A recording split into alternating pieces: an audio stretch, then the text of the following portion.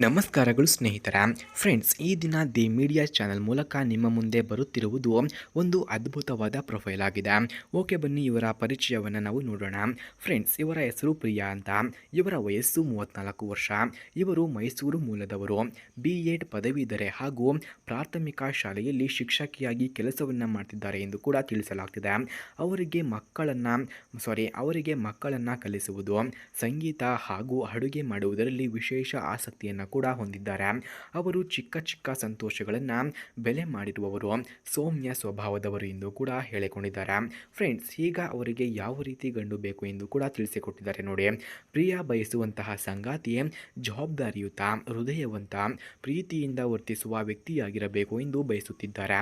ಹಾಗೆ ಅವರಿಗೆ ದೊಡ್ಡ ಆಸ್ತಿ, ಸ್ಥಾನಮಾನ ಮುಖ್ಯವಲ್ಲ ಅಂತೆ, ಆದರೆ ಕುಟುಂಬವನ್ನು ಕಾಪಾಡುವ ನಿಜವಾದ ಮಾನವತ್ವ ಇರಬೇಕು.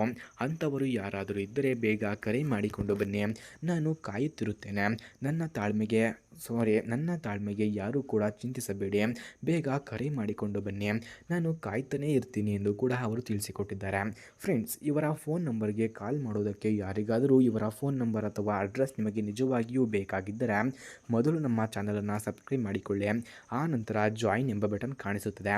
ಜಾಯಿನ್ ಬಟನ್ ಮೇಲೆ ಕ್ಲಿಕ್ ಮಾಡಿ ನಮ್ಮ ಮೆಂಬರ್ಶಿಪ್ಗೆ ಜಾಯಿನ್ ಆದವರಿಗೆ ಮಾತ್ರ ಇವರ ಫೋನ್ ನಂಬರ್ ಹಾಗೂ ಅಡ್ರೆಸ್ಸನ್ನು ನಾನು ನಿಮಗೆ 100ಗೆ 200% ಸೆಂಡ್ ಮಾಡುತ್ತೇನೆ.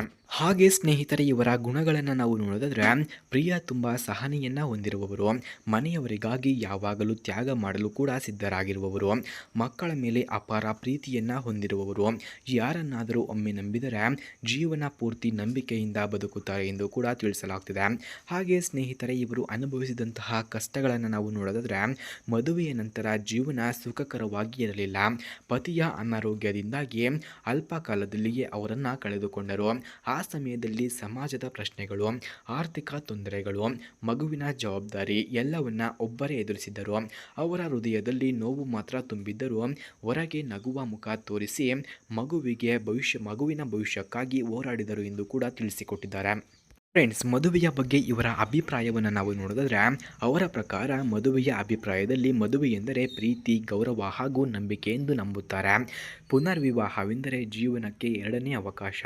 ಅವರಿಗೆ ಈ ಬಾರಿ ಒಬ್ಬ ಹೃದಯವಂತ ಸಂಗಾತಿ ಸಿಕ್ಕರೆ ಬದುಕು ಹೊಸ ರೂಪ ತಾಳುತ್ತದೆ ಎಂದು ನಂಬುತ್ತಿದ್ದಾರೆ.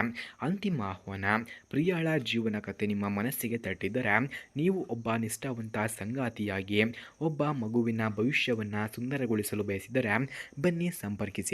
ಯಾರಾದರೂ ಇದ್ದರೆ ಬೇಗ ಕರೆ ಮಾಡಿಕೊಂಡು ಬನ್ನಿ ಎಂದು ಕೂಡ ಕೇಳಿಕೊಂಡಿದ್ದಾರೆ. ಫ್ರೆಂಡ್ಸ್, ಯಾರಿಗಾದರೂ ಈ ಆಂಟಿಯ ಫೋನ್ ನಂಬರ್ ಅಥವಾ ಅಡ್ರೆಸ್ ನಿಮಗೆ ಬೇಕಾಗಿದ್ದರೆ ಮೊದಲು ನಮ್ಮ ಚಾನಲನ್ನು ಸಬ್ಸ್ಕ್ರೈಬ್ ಮಾಡಿಕೊಳ್ಳಿ. ಆ ನಂತರ ಜಾಯಿನ್ ಎಂಬ ಬಟನ್ ಕಾಣಿಸುತ್ತದೆ. ಜಾಯಿನ್ ಬಟನ್ ಮೇಲೆ ಕ್ಲಿಕ್ ಮಾಡಿ ನಮ್ಮ ಮೆಂಬರ್ಶಿಪ್ಗೆ ಜಾಯಿನ್ ಆದವರಿಗೆ ಮಾತ್ರ ಇವರ ಫೋನ್ ನಂಬರ್ ಹಾಗೂ ಅಡ್ರೆಸ್ಸನ್ನು ನಾನು ನಿಮಗೆ 100ಗೆ 200% ಸೆಂಡ್ ಮಾಡುತ್ತೇನೆ. ಧನ್ಯವಾದಗಳು.